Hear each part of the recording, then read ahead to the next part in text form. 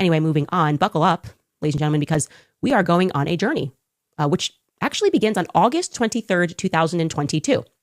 There was a man named Mark A. Leety, and he died in a rather bizarre accident. The initial story is that he was in his backyard messing around with his burn barrel when something suddenly exploded. And they don't know what exactly it is that exploded in that burn barrel, but something did and caused a piece of shrapnel to hit his neck and end his life. Mark Leety was just 48 years young. Take a listen to local news coverage of the event. It's being called a freak accident. A healthy, active 48-year-old killed when something inside the burn barrel he was using ignited, causing an explosion, sending shrapnel flying through the air. It's heartbreaking. It's heartbreaking. Chris Leety is still trying to process the death of his younger brother, Mark. He was burning papers or whatever. This was the story that I got. And something exploded. Something was in there. Something exploded and a piece had come up and, that was it. I'm still in shock. At some point, I will try to put my arms around it, but at this point now, I can't. The Leety family still doesn't know what ignited inside the barrel that caused that explosion. How curious. Okay. His neck hit with a piece of shrapnel from an explosive.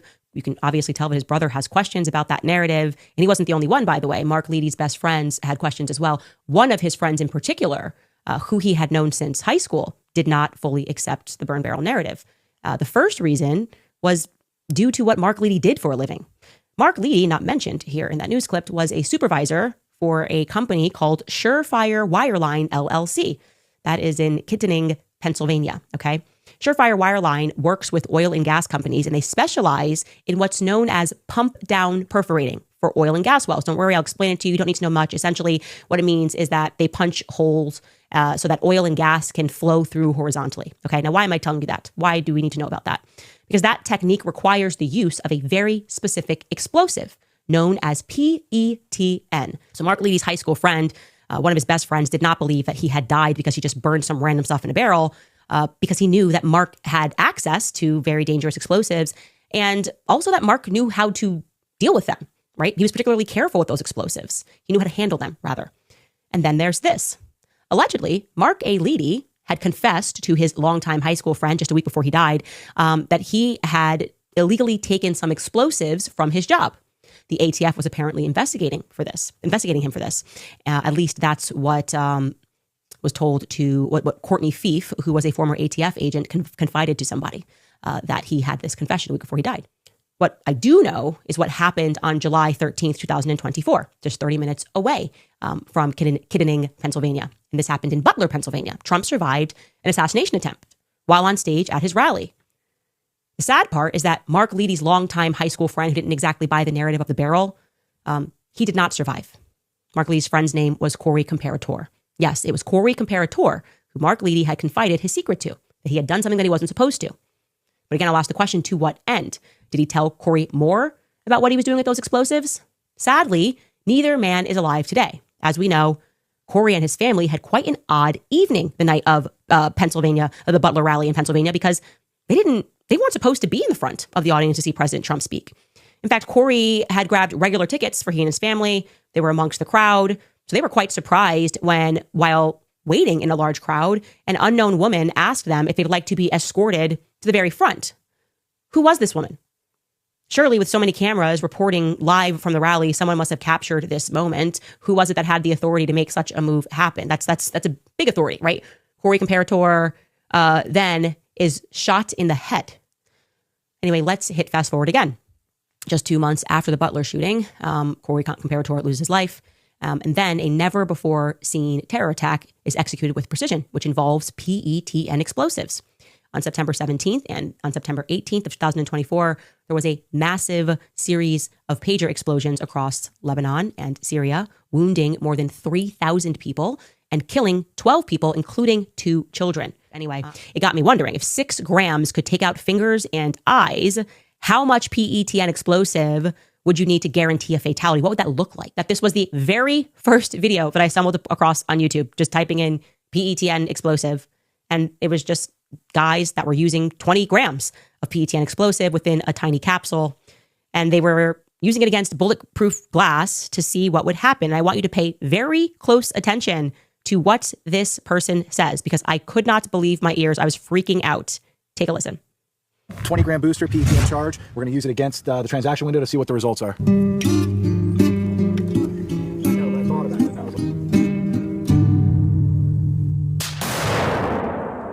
This is the first one that went the way I expected it to go. Yeah. I didn't expect a half pounder to make like a laser beam through the guy's head. It's about the same as a gunshot. This is NIJ4 rated glass. Yeah, from a 30-06, and it's about the same foot diameter. It's about the same as a gunshot from a 30-06. I want to be clear, this video was not posted to prove or debunk any conspiracy theories. In fact, it was published back in May of 2025. Charlie was very much alive. That's a full 4 months before Charlie was murdered. This was merely just par for the course on a channel that focuses on testing explosives and guns. There's no aim for them. This is what they do. This is how they have fun. So it is fascinating that they are saying it mimics the diameter of a 30-06 bullet, especially given the persistent conspiracy theory that Charlie's road mic was rigged with PETN explosive. I haven't much spoken about that because I wasn't a PETN expert until this Butler situation, speaking with people close to the situation, telling me about this strange set of circumstances and the possibility of some explosives ring. And I went, wait, what? What are we talking about? Anyway, enough of conspiracy. Let's return to the facts. We fast forward now to February 4th, 2025, just a few weeks after Trump's inauguration into his second presidential term. Bibi Netanyahu enters the White House and presents President Trump with a gift, a golden pager, a nod to the Mossad's pager operation. What's up with the golden pager, Bibi?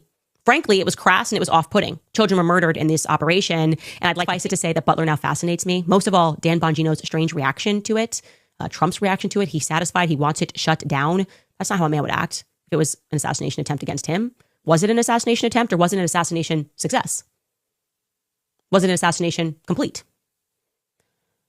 I mean, perhaps the only good portion of this story is that I have it on authority. The widow of Corey Comparator and the family of Corey Comparator is not like Trump. They are not satisfied with the investigation. They are not happy with the fact that Secret Service agents never lost their jobs. They are not satisfied with the answers that they are receiving about how Corey Comparator was killed. Imagine that. Imagine a widow who has questions. And last I was informed, that particular widow didn't take over her husband's career in the blink of an eye. So, like I said, imagine that. We'll be right back after. And speaking of Butler, Pennsylvania, I have since talked to Candace about this because I, for a long time, did not want to have this conversation about what I learned about Butler when I looked into it, not terribly long ago, a while back. She has different sources than I did. I talked to different people than she did. But the story was the same. I was told by someone in the community that there was a death of a friend of Corey Contemporaries, and that the death was suspicious, and that this guy was a explosives expert,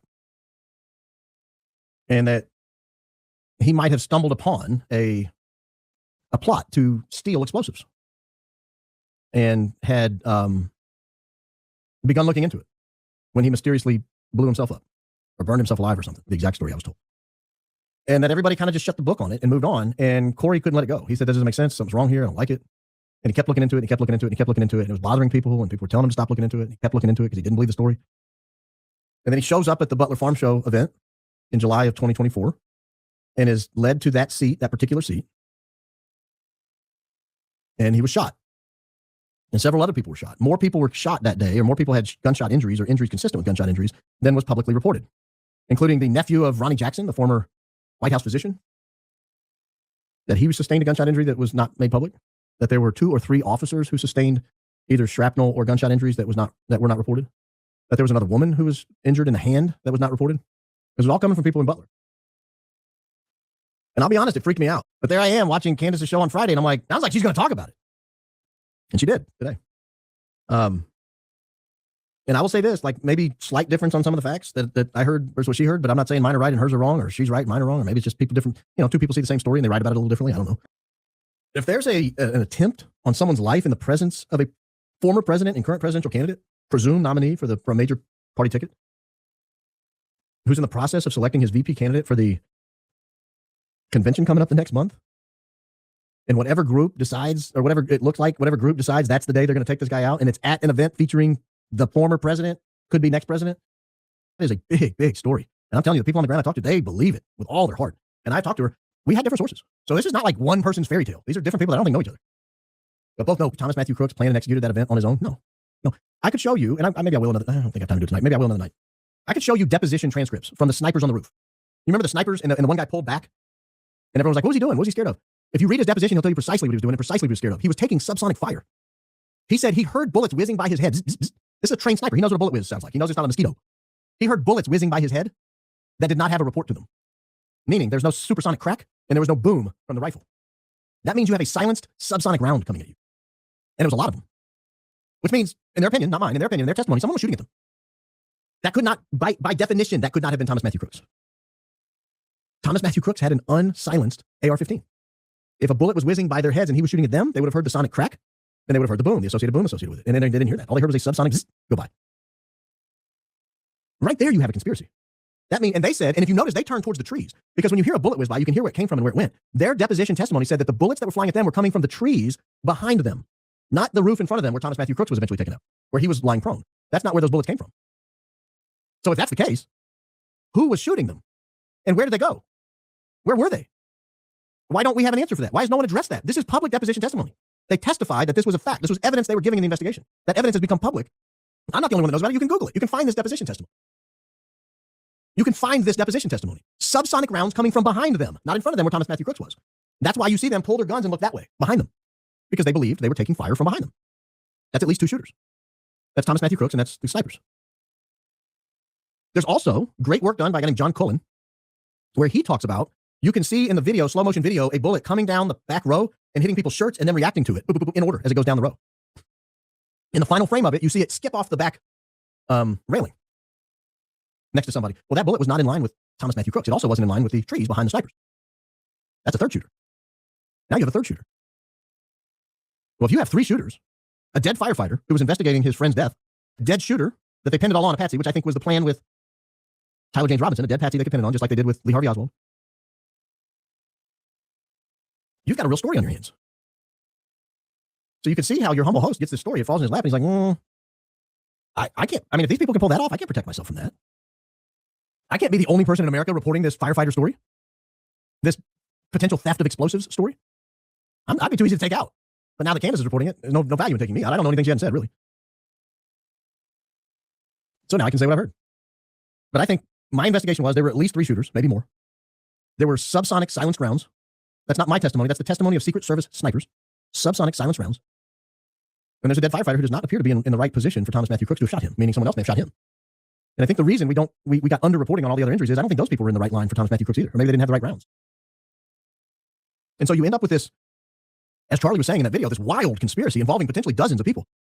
And I would suggest if you get that many, you got way more than dozens. You might have 100 plus people involved in that conspiracy. And it was completely covered up with the death of Thomas Matthew Crooks. So why would it be so weird to accept that Charlie Kirk was a conspiracy? Why is that so weird?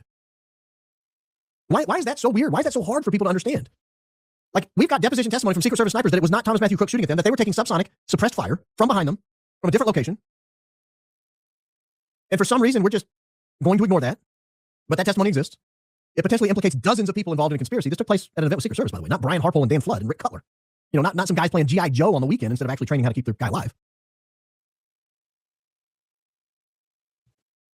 Any one of those facts turns up to be accurate, and all of a sudden you have yourself a conspiracy. All you need is one bullet in the wrong location, of the wrong caliber even, and you've got yourself a problem on your hands. I will add one small fact that Candace didn't mention today. The Fold AR that was stolen in Midland, Texas was stolen shortly before the Butler, Pennsylvania event. It was stolen. There were some questions about where it was, and then on September 10th, the morning of Charlie Kirk's assassination, a request came in to the guy who produced and sold the weapon initially to run a trace on that weapon because it had been stolen a year and a half before. I don't know why the request came in that day. But could that weapon have been at both incidents? I don't know. Could there be a connection between both incidents? I don't know. Maybe. Could the people involved in the death of the original explosives expert have somehow been involved in the death of Charlie Kirk? I don't know. But I'm disappointed everybody stopped asking the question. I'm disappointed everybody stopped asking the question. When I say everybody, I mean the New York Times, the Washington Post, Fox News, CNN, MSNBC, ABC, CBS, NBC, NPR, PBS. Large platforms that have a lot of cover to do investigations that are that serious and to uncover stories that big. It should not fall to small podcasters to do this. It should not fall to small podcasters to do this. And anybody who says 100% that Thomas Matthew Crooks planned and executed that by himself has to contend with the testimony of the Secret Service snipers who claimed they were taking suppressed subsonic fire from behind them. And to the extent you can't explain that away with your version of events, you have to open up the idea that there was at least 2 shooters. And I would suggest that round that John Cullen discovered that hit the back railing was a 3rd shooter. Because that line does not add up to the trees behind the Secret Service. It lines up more with the water tower or maybe some trees over in that direction.